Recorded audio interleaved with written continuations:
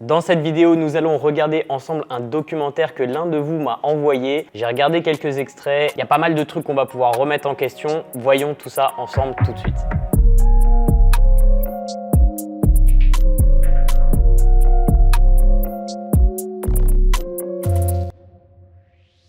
Bonjour à tous, je m'appelle Nevin Barnett, je suis coach et cofondateur de la formation Bayesian France. Et sur cette chaîne YouTube, je vous aide à comprendre comment votre corps fonctionne réellement pour vous permettre d'atteindre vos objectifs physiques et psychiques, et tout ça sans frustration. L'un d'entre vous m'a envoyé ce documentaire, je ne sais pas de quelle chaîne ça sort, je ne sais pas quand est-ce que c'est sorti exactement, je pense qu'il y a peut-être quelques années, mais c'était super intéressant parce qu'on va suivre un jeune adolescent qui s'appelle Ken qui fait de la musculation. Ses parents sont un petit peu inquiets de son alimentation, de son mode de vie, et l'emmène chez un professionnel du sport, un médecin professionnel du sport. C'est assez intéressant ce qui se passe et on va regarder tout ça ensemble et on va analyser ça et je vais vous donner mes commentaires à ce sujet. Regardons ça ensemble.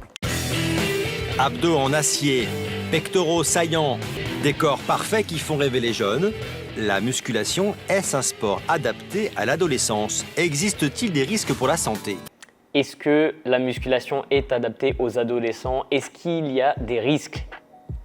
Regardons ça ensemble. Il y a 2 ans, nous avions suivi Ken, 15 ans. Complexé par son physique, il venait de débuter la musculation. Ken s'entraînait seul dans sa chambre près de 5 heures par semaine. Il ingérait glucides et protéines 3 fois par jour. Aujourd'hui, il a 17 ans et son corps s'est transformé. Alors ça me fait trop rire les commentaires. Bon bref, on commence avec Ken qui a l'air d'être un bon gars, qui était un petit peu complexé. Ça vient de lui-même ou des commentaires qu'il avait reçus à l'époque. Mais il s'est mis à la musculation. Et là j'aime trop la voix off du documentaire qui dit il mange des glucides et des protéines 3 fois par jour. Ouais, comme n'importe qui en fait. À partir du moment où tu manges 3 fois par jour, tu manges des glucides et des protéines. Bref, c'est assez drôle. En 2 ans de musculation, donc là, il a fait 2 ans de musculation. ce lycéen a pris 20 kilos de muscles. Et il a pris 20 kilos de muscles. Alors je pense qu'il a grandi entre-temps, donc évidemment il y a sa croissance générale qui a contribué à son augmentation de poids et qu'il n'a pas pris seulement 20 kilos de muscles purs. Des fois j'ai l'impression qu'il y a quelqu'un qui me fait un câlin en permanence, vous voyez. J'ai tellement été l'habitude d'avoir que la peau sur les os que maintenant ça me fait bizarre. J'adore ça, c'est une super sensation. Pas du tout dans l'abus, notre ami Ken. Rythme toujours son quotidien. Traction, pompe. Et quand il ne s'entraîne pas, il fait partager sa passion à d'autres adolescents. Là, je vois son t-shirt Lafay Addict avec les logos qu'on retrouve pas mal sur les forums d'Olivier Lafay. Alors pour ceux qui ne connaissent pas, la méthode Lafay, c'est une méthode de musculation sans matériel ou avec très peu de matériel à la maison. Il faut savoir que moi, j'ai commencé avec la méthode Lafay. Enfin, j'avais fait de la musculation en salle et après, j'étais allé en Slovaquie et j'avais pas accès à une salle de sport. Et c'est là où je m'étais mis à la méthode Lafay. Donc ça, c'était vraiment en 2011. Ça marche bien parce qu'en fait, il y a une structure et il y a un mode de progression qu'on retrouve pas trop dans d'autres programmes. Depuis, avec Antoine, par exemple, on a fait la formation Apocalypse Training qui va, à mon avis, plus loin que la méthode Lafay avec beaucoup plus d'options, etc. Et c'était un petit peu ma contribution par rapport à ça, avoir un entraînement optimisé sans matériel. Alors la musculation au départ, c'était pour moi un moyen de surmonter un complexe. Ensuite, c'est devenu un hobby. Maintenant, c'est plus un mode de vie qui me permet de m'épanouir au quotidien. Alors j'aime bien comment il résume ça et je pense que c'est une vérité pour un grand nombre de personnes. Personnellement, c'était la même chose. Par rapport à un complexe, par rapport à mon image ou à vouloir être mieux physiquement, et c'est devenu aussi mon activité professionnelle, ma vie d'une certaine manière tourne autour de la musculation, du fitness, etc. Et c'est important de parler de mode de vie parce que c'est vraiment ça d'une certaine manière. C'est une hygiène de vie, c'est des bonnes habitudes alimentaires, des bonnes habitudes d'activité physique qu'on met en place sur le long terme. C'est presque vital. On se sent tellement bien après l'entraînement, le lendemain, on se sent tellement bien dans sa tête et dans son corps que moi, je vois pas pourquoi j'arrêterais. Pas de Valide limite. à 100%. Ken a même intensifié les séries d'exercices. On sent qu'à un moment donné, quand on a mal, on sait que vu qu'on est entraîné, on peut dépasser cette douleur et continuer un peu. J'aimerais bien savoir où il en est aujourd'hui, si vous le suivez sur les réseaux sociaux ou si vous l'avez retrouvé, j'aimerais bien savoir dans les commentaires pour voir s'il a évolué, s'il est passé en salle de sport ou des choses comme ça serait vraiment intéressant de voir son évolution. Actuellement, je mange environ 5 fois par jour. Donc le matin, en me levant, un bon gros repas. À 10h, à la récré, rapidement, des barres de céréales ou quoi. À midi, à 4h, le soir. Et en général, je me couche trop tôt pour pouvoir faire une collation avant de me coucher. soit 4250 calories par jour. C'est presque le double de la ration normale pour un homme de sa taille. Tout de suite, le reportage choc. 4250 calories, 2 fois plus qu'une alimentation d'un adulte normal. J'ai envie de dire que pour un adulte sédentaire qui fait rien, peut-être même 3 fois plus. Mais bon, c'est un jeune qui est en pleine croissance, il a 17 ans, physiquement actif. Mais moi, ça me choque pas du tout d'avoir un jeune comme ça qui mange 4250 calories. Je sais même pas combien il mesure, mais s'il fait 1m85 et il fait déjà, je sais pas, 75-80 kg, ça m'étonne pas du tout. Une alimentation excessive qui inquiète aujourd'hui ses parents. Voilà, tout de suite, c'est une alimentation excessive. Excessive par rapport à quoi? Excessive par rapport à quel contexte? Si c'est l'apport calorique qui lui permet de maintenir son poids ou de prendre un petit peu de poids doucement, c'est pas une alimentation excessive. Une alimentation qui paraît excessive sur des standards qui sont basés, encore une fois, sur la moyenne des gens et une activité moyenne, différents âges, etc. Donc, on peut pas qualifier ça d'une alimentation excessive comme ça, hors contexte. Il mange beaucoup plus qu'un adolescent normal. Par exemple, les œufs, il peut manger des quantités d'œufs par jour qui dépassent plusieurs dizaines, voire plusieurs vingtaines d'œufs par jour. Alors, à partir de combien d'œufs ça devient problématique et dangereux pour une personne? On a pas mal de recherches qui montrent des consommations à plus de 3 œufs par jour sans aucun impact négatif sur la santé, sur le panel lipidique, sur l'augmentation du cholestérol, etc. Après, il n'y a pas vraiment de recherche sur des apports vraiment à ce niveau, 10-20 œufs par jour. Il suffirait de faire un bilan sanguin et voir un petit peu où il en est et voir s'il y a des problèmes ou pas. On a juste une étude de cas d'un homme qui mangeait 25 œufs par jour de 88 ans et qui l'avait fait sur les 20 dernières années de sa vie et son profil lipidique était normal. Donc est-ce que c'est mauvais? Pas forcément.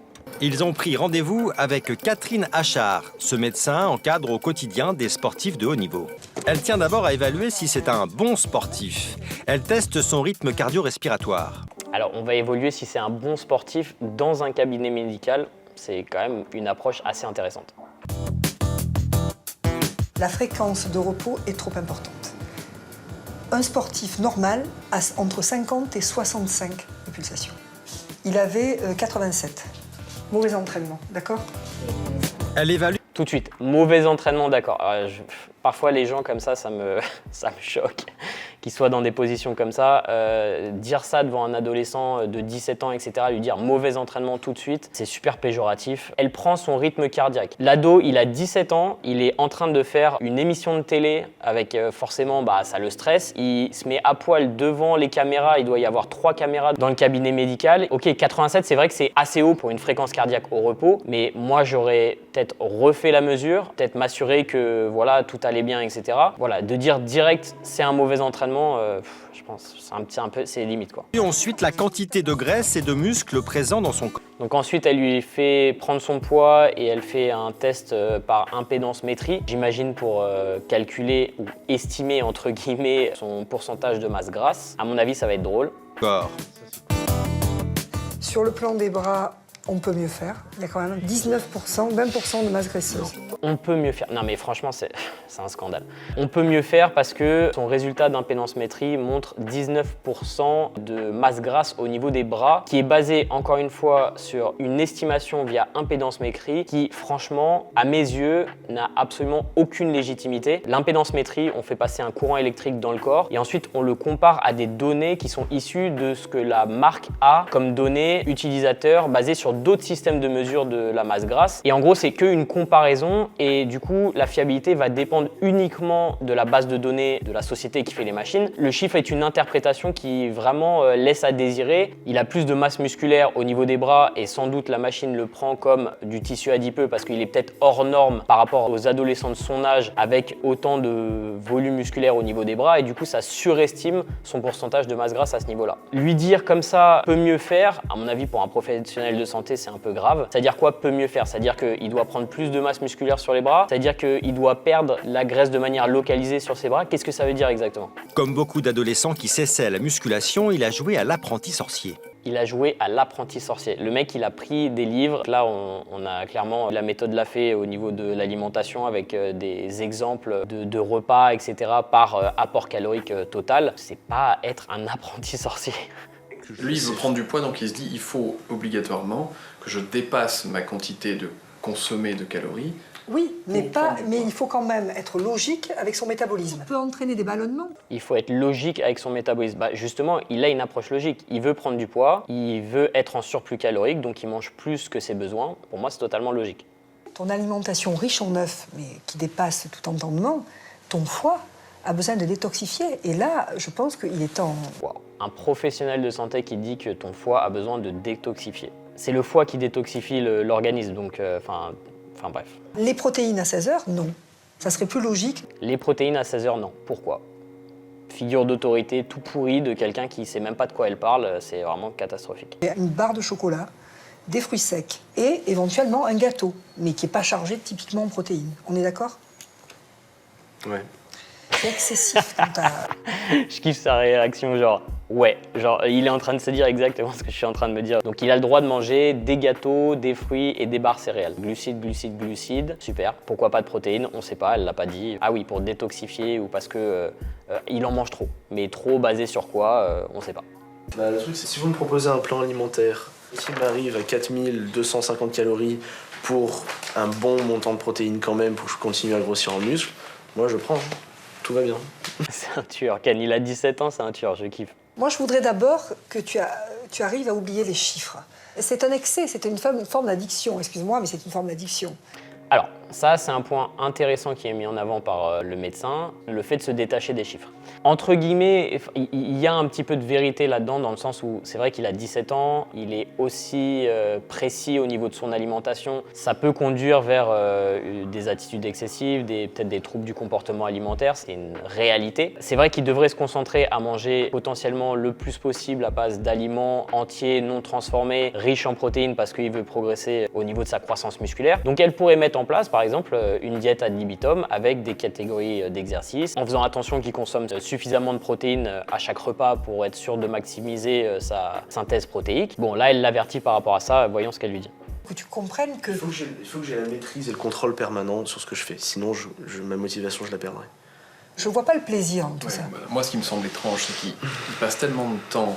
Je vois pas le plaisir dans tout ça. Voilà. Encore une fois, associer alimentation et plaisir venant d'un médecin en plus, bah, c'est très problématique à mon avis. L'alimentation, ça devrait pas seulement être vu comme un plaisir, sinon on associe ça à une récompense immédiate, un plaisir immédiat. À la base, on mange pour survivre et on ne devrait pas associer alimentation uniquement à plaisir. Est-ce qu'il prend du plaisir dans son alimentation? Sans doute. C'est pas parce qu'il contrôle son alimentation, c'est pas parce qu'il a des objectifs et qu'il met en place un certain type d'alimentation qu'il prend pas de plaisir à s'alimenter. C'est d'ailleurs tout le concept de la flexibilité alimentaire et ce que je me tue à dire à la plupart des gens avec une approche de la diète flexible. C'est que vous pouvez très bien atteindre vos objectifs tout en ayant une alimentation qui vous fait plaisir.